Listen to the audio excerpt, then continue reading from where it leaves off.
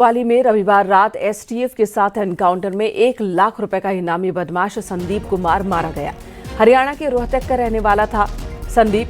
Highway पर truck चालकों को मारता था, लूट करता था। कानपुर के थाना पनकी इलाके में 4 करोड़ की निकिल प्लेट समेत ट्रक लूटने के मामले में वो फरार चल रहा था। कानपुर पुलिस ने संदीप पर 1 लाख रुपए का इनाम रखा था। अब तक 4 से ज्यादा ट्रक ड्राइवर की हत्या कर इसने सामान लूटे हैं। यूपी, महाराष्ट्र और हरियाणा में संदीप पर 16 से ज्यादा मुकदमे दर्ज हैं।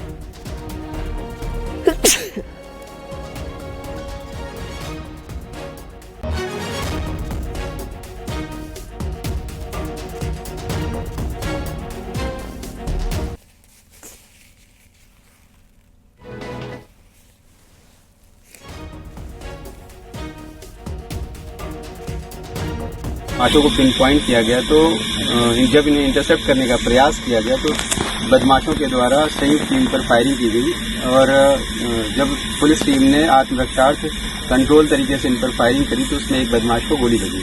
बदमाश को उपचार हेतु अस्पताल भेजा गया, जहां पे वो इलाज के दौरान उसकी मृत्यु हो गई। उसकी पहचान संदीप पुत्र सतवीर रोहतक के रूप में हुई है। सिपाही है ना?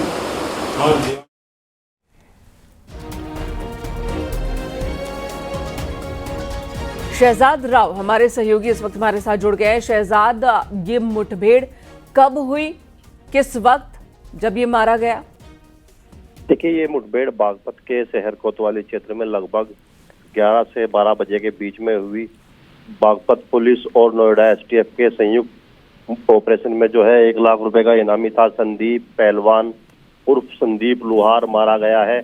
इस बदमाश पर लूट, हत्या, आर्म्स एक्ट के लगभग 16 के करीब मुकदमे दर्ज थे और पिछले काफी समय से ये फरार चल रहा था। हरियाणा जिला है बागपत के पड़ोस में और हरियाणा के रोहतक का ये रहने वाला था। बीती रात ये दिल्ली की तरफ जा रहा था, तभी इसकी नोएडा एसटीएफ को सूचना थी। नोएडा एसटीएफ मुखबरी पर जो है इसको पकड़ने के लिए आई थी, तभी इसकी मुठभेड़ हो गई और मुठभेड़ में जो है इसको छाती में गोली लगी थी। जब इसको अस्पताल में ले जाया गया तो इसकी मौत हो गई। संदीप को कितनी गोली लगी थी, इस बदमाश को, शहजाद? देखिए, एक गोली संदीप के जो है छाती में लगी थी, पेट में लगी थी। उसके बाद जो है उसको अस्पताल में ले जाया गया, जहां उसको जो है मृत घोषित कर दिया गया। इस मुठभेड़ में एक सिपाही को भी गोली लगी है, एसटीएफ के एक सिपाही को गोली लगी है। उसकी भी हालत गंभीर है और वो अस्पताल में भर्ती है। ये जो बदमाश है संदीप पहलवान बहुत सत्र किस्म का अपराधी था। नोएडा कानपुर में इसने जो है 4 करोड़ रुपए लूट की वारदात को अंजाम दिया था, उसमें ये फरार चल रहा था। इसके साथ ही जो ट्रक लूट सरगना है हाईवे पर, ये अक्सर जो ट्रक लूट की वारदात है उसको अंजाम देते थे और लूट के दौरान सबसे गंभीर विषय ये है कि जो ड्राइवर होता था, क्लीनर होता था, उसकी हत्या कर देते थे। इस तरह से इन्होंने यूपी, हरियाणा, पंजाब में 4 ट्रक ड्राइवरों की हत्या की थी। और बिल्कुल शहजाद, इसने काफी आतंक फैला रखा था। अब इस आतंक का अंत किया पुलिस ने, एक तरह से कह सकते हैं। एनकाउंटर के दौरान मारा गया है, सीने में गोली लगने की वजह से इसकी मौत हो गई। वहीं एक कांस्टेबल भी जख्मी है, जिन्हें अस्पताल में भर्ती करवाया गया है। धन्यवाद आपका इस एनकाउंटर को लेकर पूरी जानकारी देने के लिए। इधर राष्ट्रपति द्रौपदी मुर्मू आज बरेली और गोरखपुर के दौरे पर रहेंगी। बरेली के भारतीय पशु चिकित्सा एवं अनुसंधान संस्थान यानी कि IVRI के 11वें दीक्षांत समारोह में शामिल होंगे। इस दौरान वो bachelor of veterinary science, master of veterinary science के अलावा PhD स्टूडेंट्स को उपाधियां देंगी, पुरस्कार देंगी।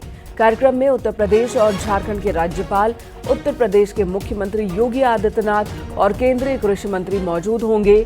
राष्ट्रपति द्रौपदी मुर्मू बरेली से गोरखपुर जाएंगी और उसके बाद शाम 4 बजे गोरखपुर एम्स के पहले दीक्षांत समारोह में शिरकत करेंगी। छात्रों को उपाधियां देंगी। कार्यक्रम में राज्यपाल आनंदीबेन पटेल और मुख्यमंत्री योगी आदित्यनाथ भी होंगे और इसके बाद गोरखपुर मंदिर में राष्ट्रपति शाम को विशेष पूजा करेंगी। मंदिर में रात्रि भोज का भी आयोजन है।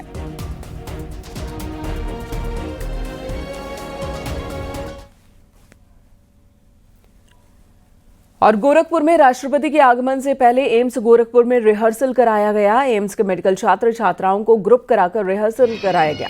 गोरखपुर एम्स के पहले दीक्षांत समारोह के मौके पर राष्ट्रपति टॉपर मेडिकल छात्राओं को गोल्ड मेडल देकर सम्मानित करेंगे।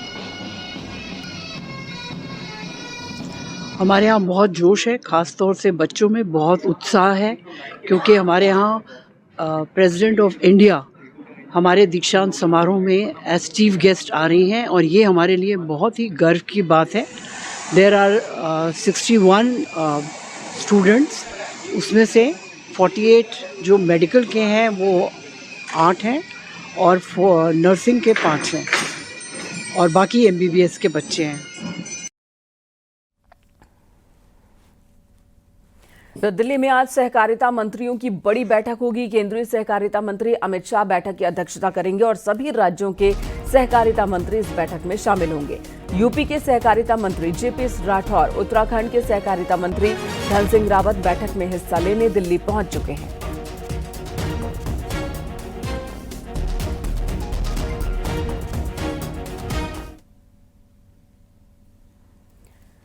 इधर आगरा में बीजेपी विधायक की गाड़ी हादसे का शिकार हो गई। फॉर्च्यूनर गाड़ी में ट्रक ने टक्कर मारी। हादसे में बीजेपी विधायक भगवान कुशवाहा बाल बाल बचे हैं। भगवान सिंह कुशवाहा खेरागढ़ विधानसभा सीट से विधायक हैं। विधानसभा क्षेत्र से आगरा लौटते वक्त यह हादसा हुआ और इसके बाद ट्रक का ड्राइवर ट्रक छोड़कर भाग गया। ट्रक को पुलिस ने कब्जे में ले लिया है। ड्राइवर की तलाश चल रही है। यह हादसा मलपुरा थाना इलाके में आगरा ग्वालियर हाईवे पर हुआ है।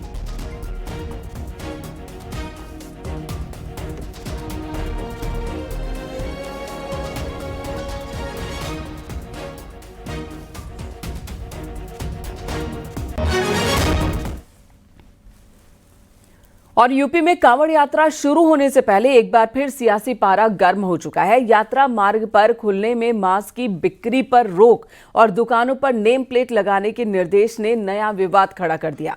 समाजवादी पार्टी ने बीजेपी पर निशाना साधा तो बीजेपी ने इसे धार्मिक सद्भाव का उदाहरण बताया।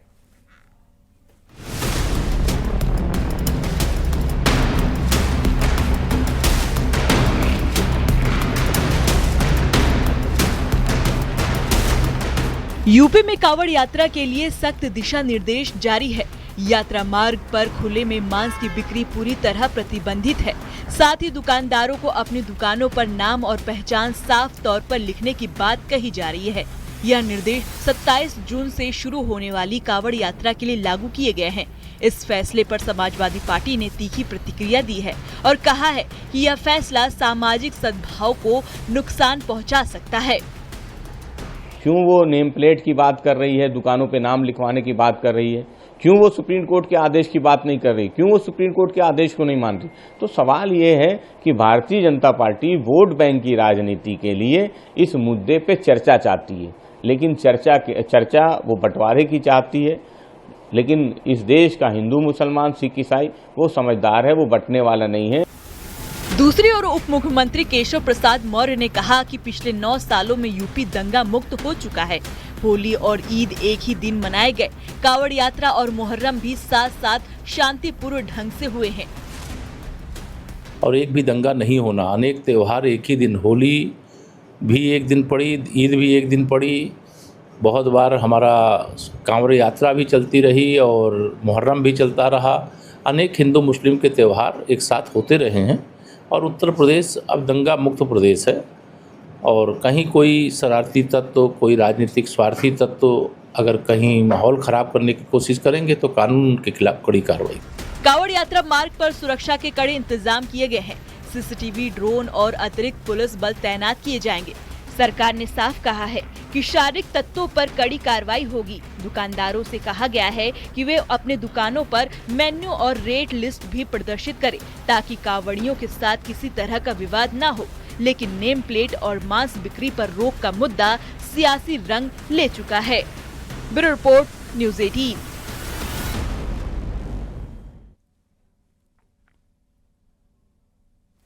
प्रयागराज से खबर, जहां पर ASP कार्यकर्ताओं ने हंगामा किया, जिसके बाद एक्शन और कई उपद्रवियों को पुलिस ने गिरफ्तार किया। CCTV और वीडियो के आधार पर ये गिरफ्तारियां हुई हैं। गैंगस्टर और NSA के तहत कार्रवाई की जाएगी। इन पर सरकारी संपत्ति के नुकसान की वसूली भी की जाएगी। आजाद समाज पार्टी के ये कार्यकर्ता हैं जो चंद्रशेखर आजाद को नजरबंद किए जाने को लेकर नाराज थे और इन्होंने प्रयागराज में कई जगहों पर तोड़फोड़ मचाई थी, हंगामा किया था। पुलिस ने इन्हें खदेड़ा था। फिलहाल जिनकी गिरफ्तारियां हुई हैं और आगे जिनकी गिरफ्तारी होगी उन पर गैंगस्टर और एनएसए के तहत एक्शन की तैयारी है। सरकारी संपत्तियों को भी इन्होंने नुकसान पहुंचाया था। इस नुकसान की भरपाई भी इनसे ही करवाई जाएगी।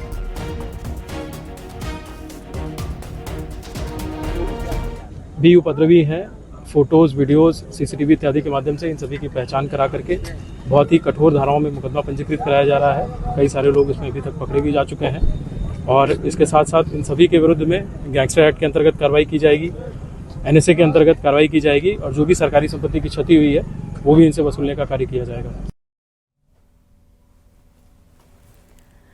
एएसपी कार्यकर्ताओं के हंगामे का जो मामला है, सांसद चंद्रशेखर आजाद को वाराणसी भेज दिया गया। इसके बाद पुलिस फोर्स की मौजूदगी में वाराणसी भेजा गया।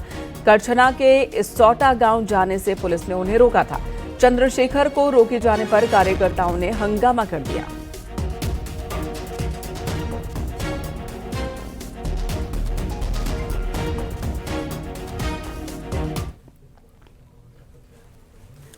दो 2027 के विधानसभा चुनाव से पहले बीजेपी ने सहयोगी दलों के प्रेशर पॉलिटिक्स को काबू करने के लिए नया दांव खेला है। एसबीएसपी, निषाद पार्टी, अपना दल एस और आरएलडी जैसे सहयोगी दलों के बयानों से अलर्ट बीजेपी का केंद्रीय नेतृत्व अब बोर्ड, निगम और आयोगों में इनके कार्यकर्ताओं को समायोजित करने की तैयारी में है।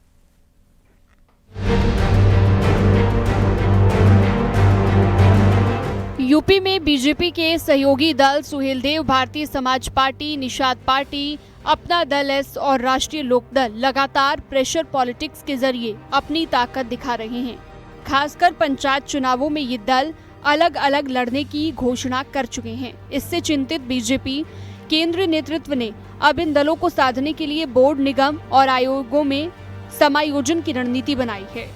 बीजेपी की रणनीति सीधे तौर पर यही है कि सभी सहयोगी दलों को मजबूती से जो गठबंधन की गांठ है उसे दुरुस्त रखना है, यानी कि और अधिक मजबूत रखना है। यही वो वजह है कि बीजेपी के केंद्रीय नेतृत्व ने ये फैसला किया है कि जो बोर्ड, निगम, आयोगों में समायोजन होना है, लगातार भारतीय जनता पार्टी अपने कार्यकर्ताओं का समायोजन कर रही है। इनके साथ में ही कुछ बोर्ड, निगम, आयोगों में जो सहयोगी दल है इनके भी नेताओं का समायोजन करने की तैयारी केंद्रीय नेतृत्व ने भारतीय जनता पार्टी के की है। सुहेलदेव भारतीय समाज पार्टी के अध्यक्ष ओम प्रकाश राजभर को बीजेपी ने पहले ही कैबिनेट मंत्री बनाया है। उनकी पार्टी को एक एमएलसी पद और लोकसभा टिकट भी दिया गया। हालांकि उनके बेटे अरविंद राजभर चुनाव हार गए। अब राजभर ने यूपी और बिहार में बोर्ड, निगम और आयोगों में 3-3 पदों की मांग की है। बीजेपी ने इस मांग को मानने का मन बना लिया है ताकि राजभर समुदाय को साध कर पूर्वांचल में अपनी पकड़ मजबूत की जा सके। बीजेपी तालमेल करके ही 2027 की तरफ आगे बढ़ना चाहती है और अभी पंचायत चुनाव भी हैं, तो निश्चित तौर पे वो एक ऐसा संदेश देना चाहती है कि जो यूपी में एनडीए गठबंधन है वो मजबूत है और उसमें कोई आपस में टकराव नहीं है और इसीलिए सभी को एडजस्ट करेंगे। इसी तरह निषाद पार्टी के अध्यक्ष संजय निषाद से भी बीजेपी ने चर्चा की है। पार्टी ने तय किया है कि निषाद पार्टी के कार्यकर्ताओं को खासतौर पर परिवार से बाहर के नेताओं को बोर्ड और निगमों में जगह दी जाएगी। निषाद राज मित्र थे भगवान राम के, तो गले लगाया था, उन्होंने सेना दिया, रावण खत्म हुआ, लंका पर विजय प्राप्त हुआ। हमारे पास सेना रहेगी तभी तो भाजपा में गले लगाएगी। तो सेना हमारी रहेगी तो हम विजय देंगे। 43 सीट हारे हैं, मैं चाहता हूँ फिर से भारतीय जनता पार्टी आए। अपना दल एस और राष्ट्रीय लोकदल को भी बीजेपी साधने की कोशिश में है। अनुप्रिया पटेल की अगुवाई वाली अपना दल एस के कुछ कार्यकर्ताओं को बोर्ड और निगमों में जगह मिल सकती है। वहीं आरएलडी को 3 पद देने की तैयारी है ताकि पश्चिमी यूपी में जाट वोटरों को गठबंधन के साथ बनाए रखा जाए। बीजेपी ने यूपी में कई खाली पड़े बोर्ड और निगमों की सूची तैयार कर ली है, जिसमें अपने और सहयोगी दल के कार्यकर्ताओं को समायोजित किया जाएगा। 2026 में होने वाले पंचायत चुनावों को बीजेपी और सहयोगी दल 2027 के विधानसभा चुनाव का सेमीफाइनल मान रहे हैं। हाल ही में सहयोगी दलों ने अलग अलग चुनाव लड़ने की घोषणा कर बीजेपी पर दबाव बनाया था। अब बोर्ड और निगमों में समायोजन के जरिए बीजेपी इन दलों को साधकर गठबंधन को मजबूत करना चाहती है। इसकी सीधे तौर पर वजह यही है कि जो सहयोगी दल हैं इनकी प्रेशर पॉलिटिक्स को खत्म करना और इनमें जो सहयोगी दलों के जो गठबंधन की गांठ है इसे और अधिक मजबूत करना है। कैमरामैन उपेंद्र के साथ संकेत मिश्रा, न्यूज़ 18 लखनऊ।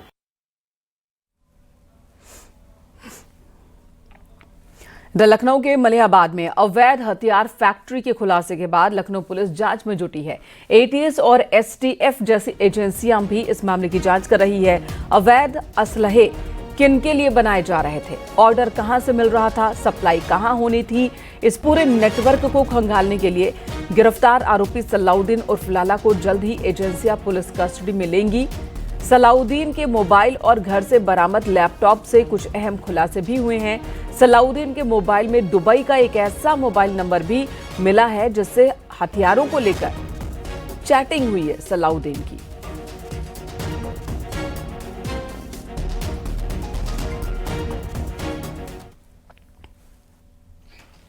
और अगली खबर हापुड़ से, जहां साइबर क्राइम पुलिस ने क्रेडिट कार्ड से धोखाधड़ी करने वाले गिरोह का पर्दाफाश किया। पुलिस ने 3 शातिर ठगों को गिरफ्तार किया है। गिरफ्तार शातिर ठग भोले भाले लोगों से धोखाधड़ी से क्रेडिट कार्ड हासिल करते थे और इसके बाद ठगी की वारदात को अंजाम देते थे। प्राप्त किए गए क्रेडिट कार्ड से धनराशि निकाल लेते थे और भोले भाले लोगों को विश्वास दिलाने के लिए शातिर ठग फर्जी रसीदें थमा देते थे। ठगों के कब्जे से थाना साइबर क्राइम पुलिस ने 18 credit card, debit card, 3 mobile phone, फर्जी रसीदें और नकदी बरामद की है। इनके पास से कुछ डुप्लीकेट आईडी और credit card, debit card, 3 mobile phone तथा डुप्लीकेट रसीदें इत्यादि बरामद हुई। बैंक कर्मचारी का क्या बैंक कर्मचारी द्वारा जो ये डुप्लीकेट कार्ड इशू होते थे उसे अपने स्तर पर रोक लिया जाता था और उसको अपने साथियों को दे दिया जाता था, जो अलग अलग जनसेवा केंद्रों इत्यादि जा करके वहां से पैसे निकाल लिया करते थे। तो कितने लोगों को पकड़ा है? उक्त संबंध में जानकारी की जा रही है। अभियुक्तों के आपराधिक इतिहास की जानकारी होने पर आप लोगों के साथ शेयर किया जाएगा। और अगली खबर झांसी से, जहां रील बनाने के लिए गलत दिशा में बाइक चलाने वाले युवक को जब पुलिस ने हिरासत में लिया, जिसके बाद पुलिस की गाड़ी में बैठा युवक अपनी गलती मानते हुए रोने लगा। जैसे ही बाइक सवार युवक ने अपना वीडियो सोशल मीडिया पर अपलोड की, हरकत में आई यातायात पुलिस ने बाइक चला रहे युवक को बाइक समेत पकड़ा। पुलिस की हिरासत में आते ही वो रोने लगा, गिड़गिड़ाने लगा। युवक का रोते हुए वीडियो भी सोशल मीडिया पर वायरल हो रहा है। पुलिस ने भारी भरकम जुर्माना लगाया है। आप अपनी जान खतरे में डाल रहे हैं, दूसरे की भी जान खतरे में डाल रहे हैं। गलती हो गई सर, मुझसे पहली बार ही हुई सर।